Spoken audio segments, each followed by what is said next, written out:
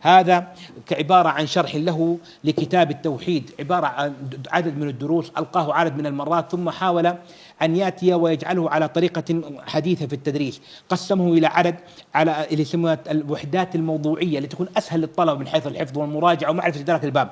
الوحدة الأولى فيها كذا حديث كلها تدل على قضية معينة، الوحدة الثانية ترى كذا، وهذا قسم بهذه الطريقة، سماه محاضرات التيسير الفريد شرح كتاب التوحيد الذي هو حق الله على العبيد.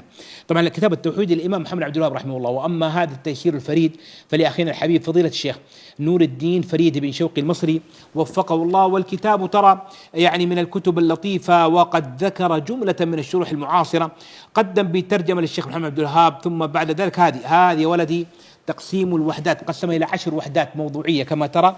شوف الوحدة الأولى هذه مقاصدها، وهذه الأبواب التي تحتها، الوحدة الثانية الثالثة حتى أتم العشرة. لما أتم العشرة بدأنا ندخل في ترجمة الشيخ، ثم بدأ بسم الله الأبواب بداخل فيها التفاصيل كل واحد منها. طبعا هو ترى يحسن جدا استعمال ما يتعلق بالخرائط الذهنية أو شيء من ذلك، الله يعطيه العافية في هذا الباب. المهم الكتاب فيه جزئين، والحقيقة أنا ما وجدت دار النشر لها، والغالب أنها دار التميز عن الغالب، يعني في جزئين لطيفين جدا.